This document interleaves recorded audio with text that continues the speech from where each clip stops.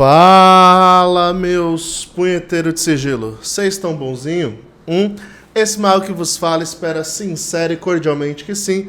Antes de mais nada, tá chegando agora, curta, comenta, compartilha, se inscreve no canal, ativa o sininho de notificação, manda o vídeo para um amigo, amiga, aquela pessoa que gosta de causos, porque hoje o Malgo, aproveitando o mês de novembro, trouxe alguns casos com os mortos, né? Esse caso envolve Hecate, envolve Hermes, envolve várias deidades, envolve Scrying, envolve tudo. Então eu não soube muito bem aonde encaixar. Se encaixava com o caso de Hecate, caso de deuses pagãos, caso de Scrying, porque envolve um pouco de tudo, né? O Maio quis trazer um compilado hoje de experiências que eu tive mais necromânticas, né? Novembro, início de novembro, né? É uma data muito forte para nós, né? Nosso ocidente, onde de 31 de outubro até o início de novembro ali, a egrégora dos mortos está muito presente na Terra, né? Então o trabalho com eles é muito propício. E bom, aproveitando dessa egrégora, o Mago decidiu trazer esse vídeo para o canal para salientar a vocês alguns aspectos interessantes do trabalho com os mortos, né? Primeira coisa, quando o Mago fala de trabalho necromântico, eu estou falando de trabalho com os mortos, não necessariamente físicos, tá? Não é que eu vou lá no necrotério, pelo amor de Deus, isso é crime, tá? Isso é crime hoje em dia. Então não façam isso. Quando o Mago fala de necromancia, o Mago está falando de adivinhação com os mortos, contato com os mortos, como tem na Umbanda, como tem em diversas espiritualidades, no espiritismo e por aí vai. É disso que estamos falando, tá? Pelo amor de Jeová. Mas não somente. E eu tava pensando aqui, né? Quando eu tava elaborando o vídeo, eu tava pensando, qual caso... Para mim, o contato com os mortos, com os ancestrais, com as almas inquietas, é algo tão comum que eu fiquei pensando o que trazer, o que falar que seria interessante. E sendo muito sincero, eu nem sei se eu já falei tudo que eu vou falar aqui em outros vídeos, se não, mas eu decidi trazer mais para aproveitar a egrégora del Dia de los Muertos, de la Niña Blanca, de Halloween, de Samhain e por aí vai, né? E nada mais do que justo do que começar com uma celebração de Samhain, que eu fiz há uns anos atrás, né? E com Hecate, né? Claro, meu Samhain sempre foi com Hecate e Hermes, né? Que são os consorte psicopompe. Eu não sei se vocês sabem, mas tem alguns mitos, né, gregos que colocam Hermes como marido de Hecate, né? Então eles são os consortes, aonde enquanto Hecate levava Perséfone até do submundo para a Terra, Hermes trazia da Terra para o submundo, né? E nesse encontro dos dois eles se relacionavam e tudo mais, segundo a mitologia. E eu sempre aproveitei a ocasião de Samhain, né, do Dia dos Mortos e tudo mais, para fazer essa união, essa energia intensa, né, dos psicopompes da magia grega, né? E num desses, então, eu tinha perdido um tio há um tempo, um tio que eu considero muito especial para mim, para a família inteira, todo mundo amava muito ele, era um homem muito querido por nós. E ele faleceu, né, de câncer e tal.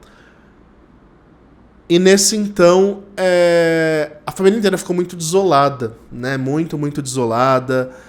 Só que aí passou um tempo, né, passaram uns anos, e num dos Samhains eu fui lembrá-lo, né. E eu fui lembrá-lo, pra que eu fui lembrá-lo? Tô lá, né, fazendo meu contato com os mortos, com os ancestrais e tal. E aí quem aparece? Ele.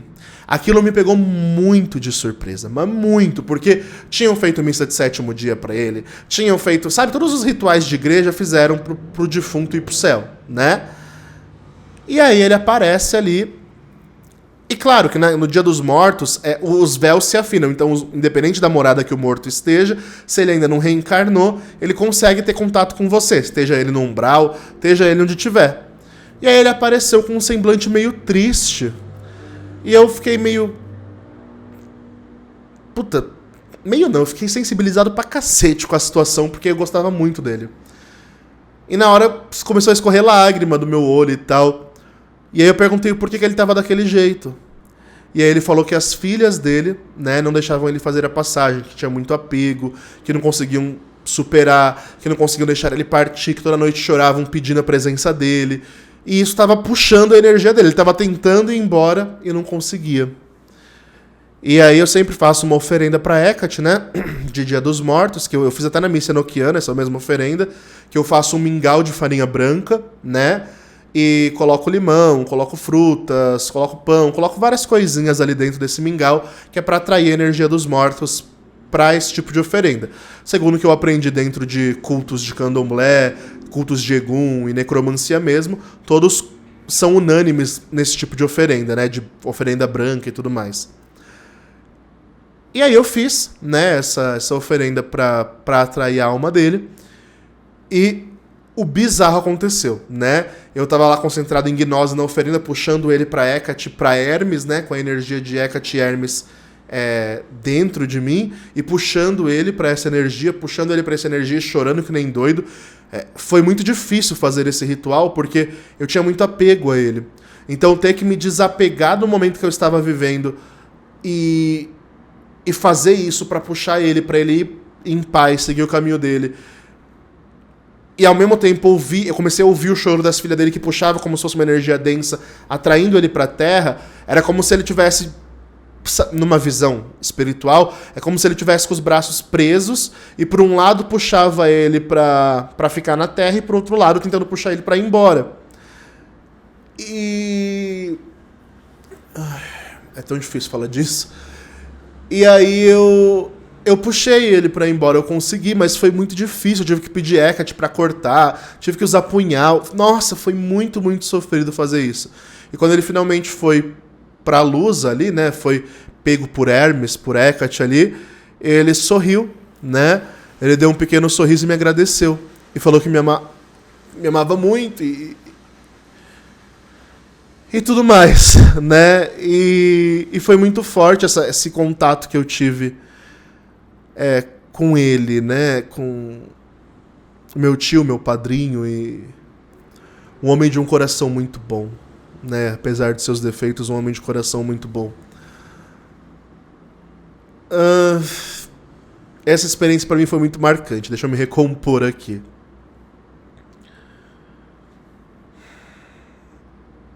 Outra experiência interessante, intensa, essa já com anjos enoquianos, né?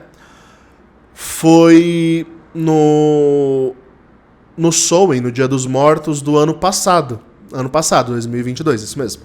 Eu tava rezando pelos mortos, né? Eu sempre faço a missa enoquiana agora, né? Desde que comecei a fazer as missas enoquianas. Eu faço a missa enoquiana pros defuntos em novembro, ali no começo do mês e tal. E eu fiz essa missa enoquiana no passado, aonde eu não lembro, né? É negócio de mediunidade, mas parece que foi falado de uma enfermeira e umas coisas assim. E eu preparei, né? No ano passado eu não revelei, nesse ano eu já revelei, mas eu preparei a cabaça dos mortos. A cabaça é tipo um assentamento para os mortos, aonde os espíritos pelas oferendas são atraídos e ficam naquela cabaça ali, a essência da energia deles. Não é que eles vão ficar presos ali, mas a essência da energia deles, de alguma forma, fica rodando dentro da cabaça, que se torna uma espécie de morada, né? Para aquela energia, uma espécie de assentamento para aquela energia. E terminou o ritual, né? Terminou a missa enoquiana do ano passado e tal. Eu fiquei de boas. Quando eu vou dormir, a cabaça do anjo cai. A cabaça era consagrada, né? Deixa eu tentar pegar aqui pra vocês verem. Calma aí, deixa eu ver se eu consigo pegar.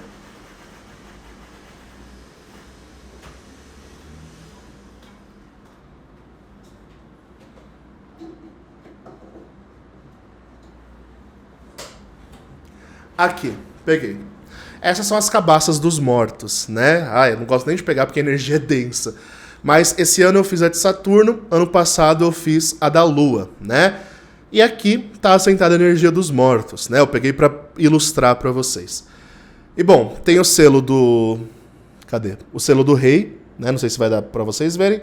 O selo do rei epitarquial da Lua e do príncipe. E na de Saturno, a mesma coisa. O selo do rei, o selo do príncipe, a cabaça e todos os fundamentos que vão aqui, né? E essa cabacinha aqui, no ano passado, né? Vou deixar aqui em cima também. Essa cabacinha aqui no ano passado, Ela estava em cima do meu altar, no meio, não tinha como ele cair, como ele virar, como ele girar, como ele sair sozinho, né? Eu estava na casa da minha mãe ainda na época, e meu templo era meu quarto ali, né? E aí eu estava dormindo, fui dormir depois da missa, normal. Quando eu menos espero, plá, um barulhão. Eu fui ver isso aqui.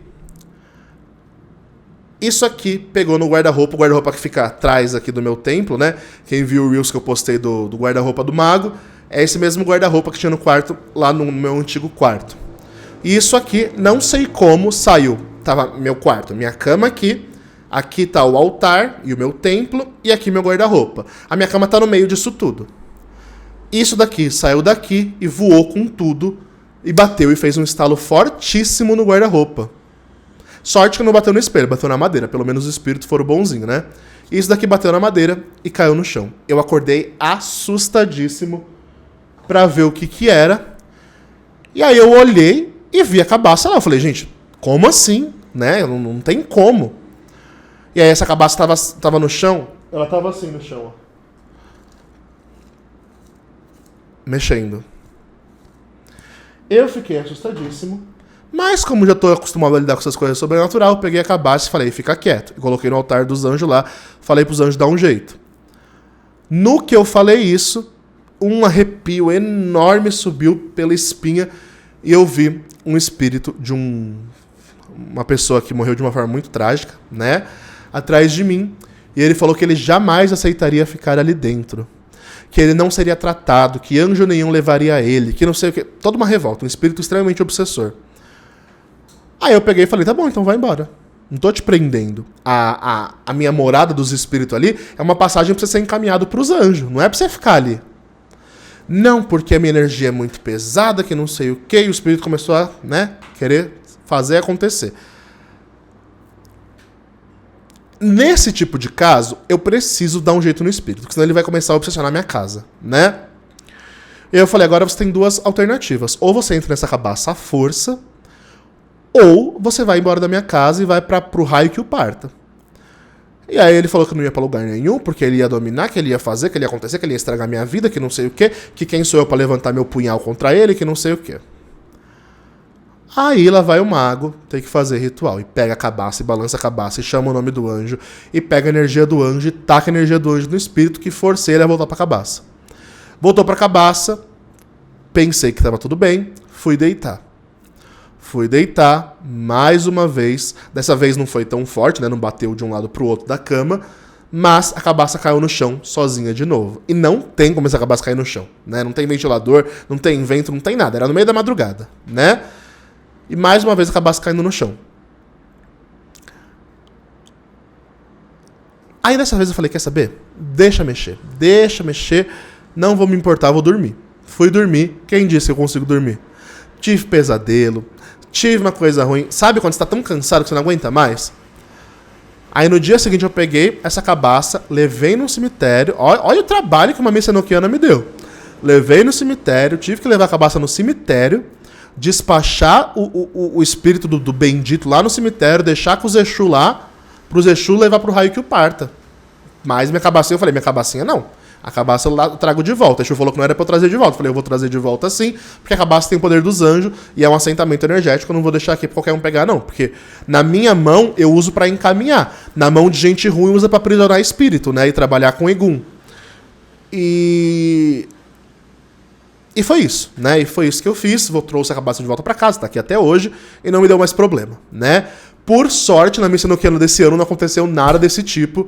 Então, o que aconteceu, né, que pra quem tava online, também é outro caso, foi que os espíritos não queriam deixar eu terminar a live. Tem muita gente magista ou que tem uma mediunidade desenvolvida que tá participando das missas enoquianas. E aí consegue trazer mais a energia, né?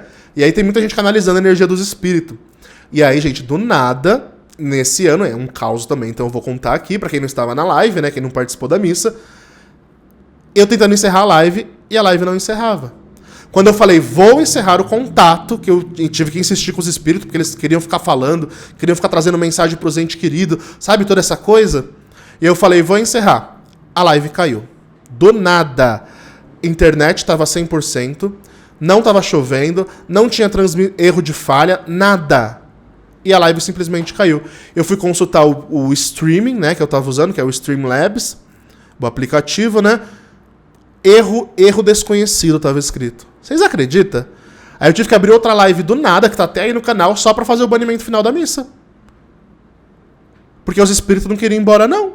Eu tinha tendo que banir os espíritos não queriam ir embora. Trabalhar com gente morta é babado. Porque são humanos, então eles têm as vontades próprias, eles têm os desejos próprios, as saudades próprias, né? Então é babado, gente. É babado. Então essas experiências de missa enoquiana que eu tive ano passado, que foi mais intensa, e esse ano que foi em live, todo mundo pôde ver, né? Foi bizarro o que aconteceu. Também são muito fortes. É claro que eu não vou me deter em casos de missa enoquiana, porque primeiro que eu não lembro de todos, mas os relatos que eu recebo depois de Mago, por meio da sua missa, consegui me conectar com meus parentes, você falou tal coisa, eu tenho certeza que eram meus parentes falando, porque me chamava desse jeito, sabe? Eu fico todo arrepiado, só de pensar nesse tipo de coisa. E é esse tipo de coisa que me leva a crer na vida após a morte, né? Hoje em dia. Crer mesmo, como homem de fé, não como mago. Como mago ainda tenho muitas dúvidas, mas como homem de fé me parece muito concreto que a consciência sobrevive ao drama da morte, né? E eu tenho muitas experiências hoje em dia disso. Vou contar uma última experiência aqui, né? Um último caso para deixar registrado. E esse foi com uma entidade minha de Jurema, né? Eu não sou iniciado na Jurema, mas eu ia num terreiro onde os mestres de Jurema trabalhavam ali, enfim. Não sei se isso é certo ou se é errado. Mas, enfim, eu tinha mestra Paulina e mestre Cipriano, né? Que trabalhava no denso. E mestra Paulina trabalhava no meio termo ali, né? E quem é de Jurema, quem é de Catimbó vai entender melhor do que eu sobre. Mas eu trabalhei um tempo com esses espíritos, né? E teve um trabalho que a gente tinha que fazer a nível... Não é iniciático, porque era Umbanda não é bem iniciação. Mas era meio que pra assentar ou pra afirmar a energia do mestre, precisava de alguma coisa, de um espírito de um defunto, né? E aí eu incorporei, né, o mestre de Catimbó ali, e era Cipriano, no caso, né? Esse caso foi com o mestre Cipriano. Incorporei ele, uma energia pesada, difícil de assentar no corpo, mas veio. E aí eu não lembro de muita coisa. Mas era assim, a gente foi no cemitério. A dinâmica de como foi. A gente foi no cemitério à noite. E aí a gente incorporava, era uma gíria que acontecia ali no cemitério, né? Tudo legalizado, tudo por lei, tudo certinho. Isso foi na Zona Sul aqui de São Paulo, né? Ali pro lado do Grajaú, ali perto, né? E a gente incorporava os espíritos e ia fazer o trabalho no cemitério. E aí, nesse trabalho, era só para médiuns que já estavam muito bem desenvolvidos para assentar a energia do mestre por meio de alguma coisa necromântica ali, né? E aí a Mãe de Santo falava com o espírito e a Mãe de Santo dava uma função para aquele espírito. E aquele espírito tinha que ir fazer o que ela falava, né? E aí a função era pegar alguma coisa no cemitério que representasse o espírito que assentaria a energia, e todo um assentamento tinha que ser feito lá para defunto. E aí, o meu, segundo o que falam, né? O meu mestre, eu não lembro, então por isso que eu falo segundo o que falam. O meu mestre Cipriano falou para a Mãe de Santo que ia em tal cova, em tal lugar, porque lá tinha tal espírito. Aí a Mãe de Santo disse que foi junto, porque era difícil os mestres falarem assim, né? Foi lá, confirmou tudo que o espírito disse, né? E aí pegou o que tinha que pegar lá, não podemos falar aqui sobre, mas pegou lá o que tinha que pegar para fazer uma espécie de assentamento, colocar no assentamento dele lá. E isso foi bizarro, não pelo acontecimento em si, que por si só já é uma coisa extraordinária, né? Num fenômeno de incorporação, eu sem saber nada, nunca tinha pisado naquele cemitério na vida, fazer tudo isso que fiz, né? E isso prova que o fenômeno da incorporação, de alguma forma, é real, né? E nós incorporamos consciências exteriores a nós dentro do nosso corpo. E aí depois teve a gira normal, aconteceu a gira, aconteceu tudo. E a gente voltou pro terreiro. Voltando pro terreiro, né? E tinha varado quase a noite toda ali dentro. Voltando pro terreiro, né? Eu tava voltando com um negócio bizarro na mão. Não posso falar muito o que é, não tem como, é segredo. Mas coloquei no assentamento assim. E deixei lá, morrendo de nojo, né? E coloquei lá. E aí, quando eu coloco lá, né? Eu tô voltando pra minha casa. Quando eu chego na minha casa, eu vim vindo um vulto o caminho inteiro. Mas era só um vulto que me acompanhava. Eu falei, deve ser alguma coisa do defunto, mas ele vai se perder no caminho. Não. O defunto foi até minha casa e falou, então é aqui que eu vou ficar? Ele apareceu, né? Óbvio, apareceu. Era um senhor, um homem de idade, com um terno meio bege, né? Um defunto de um velho, né? Então é aqui que eu vou ficar? Aí eu falei, não é aqui não. Quem é você? E aí ele, só aquele que o tal do seu mestre pegou. Pegou algo que é meu e eu quero de volta. Aí eu falei, então você vai falar com o meu mestre, não comigo, né? Não, mas eu trato com você, eu vi você lá. Aí eu, não, mas não era eu e você sabe que não era eu. E aí foi todo um diálogo, né, pra eu convencer esse bendito desse espírito que não era eu. E aí falei onde estava o assentamento, dei até endereço pra ele ir embora. E ele falou que não ia embora não, que ele ia me acompanhar onde eu fosse. Aí eu falei que não queria, e despachei o espírito. Fiz banimento, o bom de ser mago é isso, né? Se você é religioso, tem que gritar pra mãe de santo pedindo socorro. Eu não, já resolvi ali mesmo, fiz meus RMP, fiz meus ritual de banimento, mandei esse espírito pra caixa prego, né? Na minha cabeça, tava tudo bem. 2 dias depois, mãe de santo me liga. Escuta, aconteceu alguma coisa? Do nada, e eu não tinha falado nada pra ela, né? Aí eu, como assim aconteceu alguma coisa? Tá tudo bem aqui, né? Aí ela, não, é porque acho que seu mestre Cipriano deve estar bravo contigo. Aí eu fiquei tudo arrepiado na hora. Aí eu falei, tá, preciso te falar o que aconteceu. Aí eu expliquei toda a situação, falei do assentamento, falei dessa energia, falei que veio atrás de mim e que o mestre Cipriano não fez nada, né? Aí ela falou que isso era normal e que o Egum seria meu guardião. Aí eu falei, não. Isso tá errado. Eu falei, eu não quero o Egum me rondando, ainda mais obsessor que não cruzou pros planos superior. Não, mas tem que entender que ele agora ele não falou familiar, né? Tem que entender que agora ele é um escravo do seu mestre, né? E que não vai acontecer nada contigo. Eu falei, não quero. Ela, então é por isso que aconteceu. O negócio que tinha pego no cemitério estava espatifado no chão. A mãe de santo falou que estava dormindo e ouviu um estalo forte no quartinho onde ficava o assentamento lá. E aí quando ela foi ver, era o negócio, que eu não posso falar o que é, todo espatifado no chão, né? E quebrou mesmo, né? E ela falou, então não tem como você trabalhar com a energia desse que a gente foi fazer ali, a gente desfaz, a gente fala com o seu mestre e tudo mais. Resumindo, falamos com o mestre deu risada, falou que era pra eu aprender, falou que era ensinamento e tal, e tudo mais, e ficou nisso por isso mesmo, e foi o que aconteceu. Mas eu achei interessante porque foi algo que aconteceu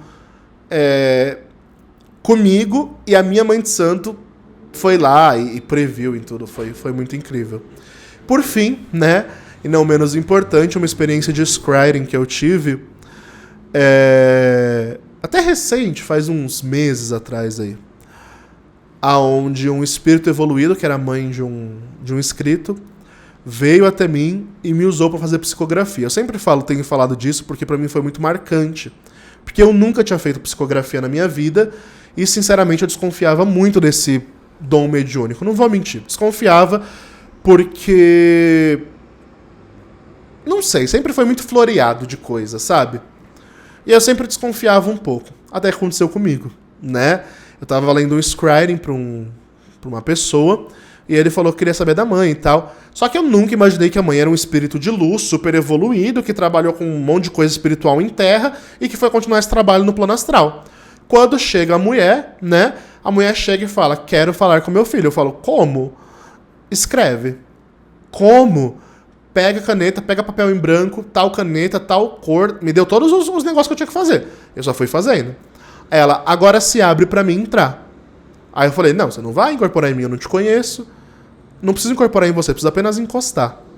Tá bom? Aí ela encostou no meu braço. Ela como se ela pegasse meu braço e fosse escrevendo. Escrevendo, né? E... enfim, aí eu escrevi tudo que tinha que escrever, ficou tudo torto, tudo feio, né? Porque a letra ainda era minha, né? Ficou tudo torto, tudo feio, mas aconteceu, né? Eu mandei a carta, as fotos da carta, né, pro menino. Falei, olha, isso nunca tinha acontecido comigo. Se foi coisa da minha cabeça, você ignore, mas tá aqui o que ela escreveu. Eu não li toda a mensagem, mas aí ele mandou áudio chorando, falando que no final ela falou uma coisa que era muito íntima deles, tipo um tratamento muito íntimo que ela chamava ele, e que isso confirmou tudo, e que, nossa, foi um boom na cabeça do menino, né? Então eu achei muito bonito, né, a experiência. Não voltei a ter experiências assim, então tem gente que se baseia nos causos que eu trago pra vir consultar comigo, né? Não adianta vir querer que eu faça psicografia, porque eu não sei como que faz isso, tá? Foi uma experiência nova demais pra mim, depois de não sei quantos anos de magia que eu pratico aí já, ter essa experiência, né? Mas foi pra minha evolução também, porque eu, sinceramente, era meio cético com relação a isso, né? E funcionou muito bem, né? Mas funcionou dessa vez, não é sempre. Na verdade, só aconteceu uma vez, então nem adianta. Eu quero psicografia, quero que você veja meu pai, meu avô, que era pai de santo, pra ver se vai acontecer igual, porque provavelmente não vai, tá? Isso foi um caso em 1 milhão. Assim como o caso de Apolo. Uma vez no Scrying eu trouxe que Apolo deu todas umas coordenadas do que o menino precisava fazer, e o menino fez e se deu super bem na vida financeira dele. Até hoje tem gente que vem consultar Scrying comigo baseado nesse caso, porque quer ter uma experiência igual. E não é eu que controlo, né, gente? Isso são experiências extraordinárias, não ordinária. Beleza? Vamos deixar isso claro, tá bom? E é isso, gente. Então eu trouxe mais alguns causos de Dia dos Mortos para ilustrar, já que ainda estamos nessa egrégora, né? Para que vocês tenham ciência de que, de alguma forma, o lado de lá toca o lado de cá e vice-versa. Hoje, para mim, é muito claro que a vida após a morte é um fenômeno real, né? É um fenômeno real. Não sei o porquê ou para quê, mas é um fenômeno real, né?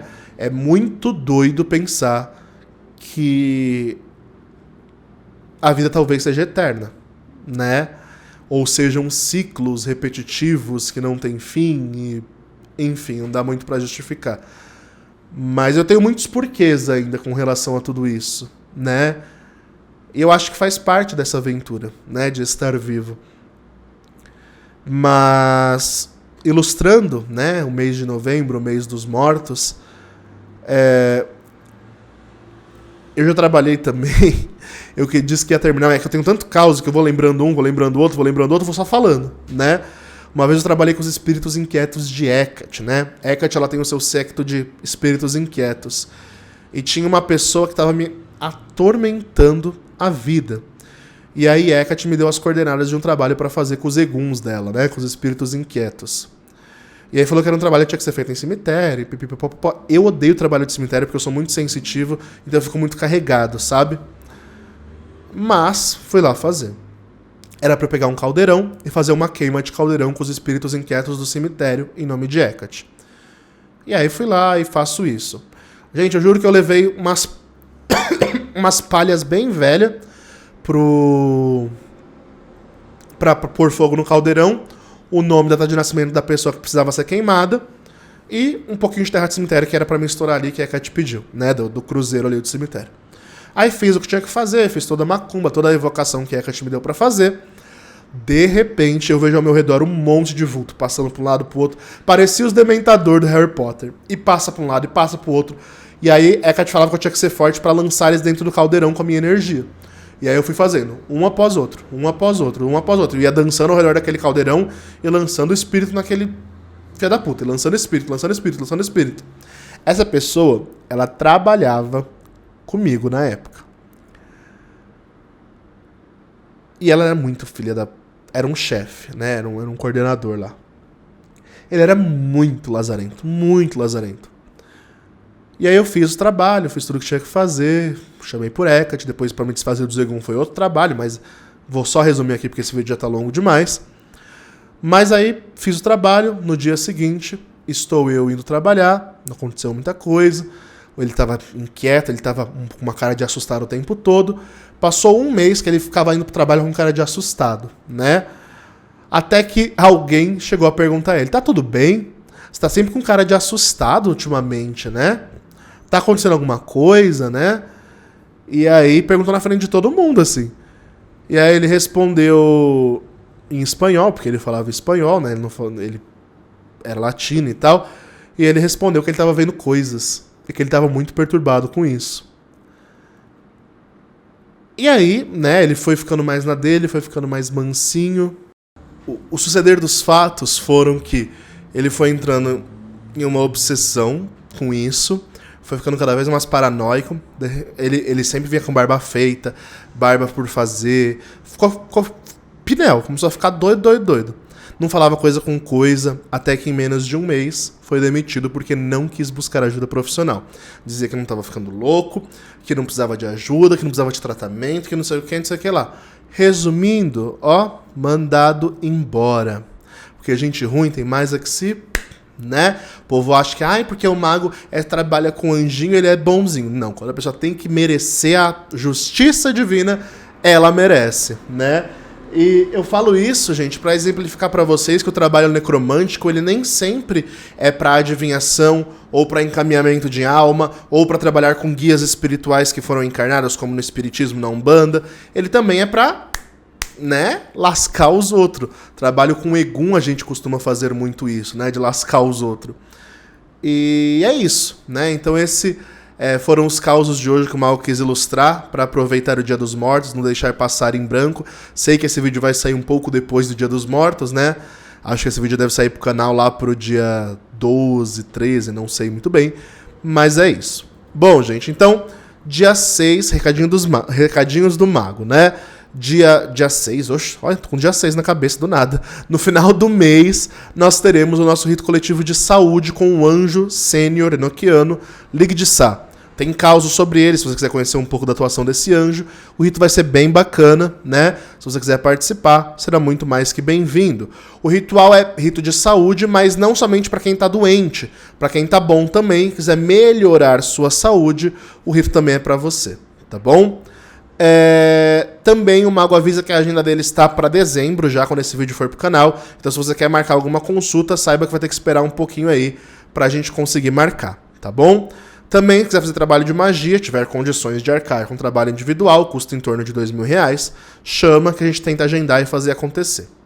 Cursos do Mago estão aí disponíveis, se você quer se tornar um tarólogo ou um scryer, né, alguém que consegue ver através do espelho negro e bola de cristal, o Mago tem cursos gravados pela Hotmart para você poder desenvolver essas técnicas. Tá bom, gente? Então, no mais, fiquem bem, comunguem da energia dos seus ancestrais e falou!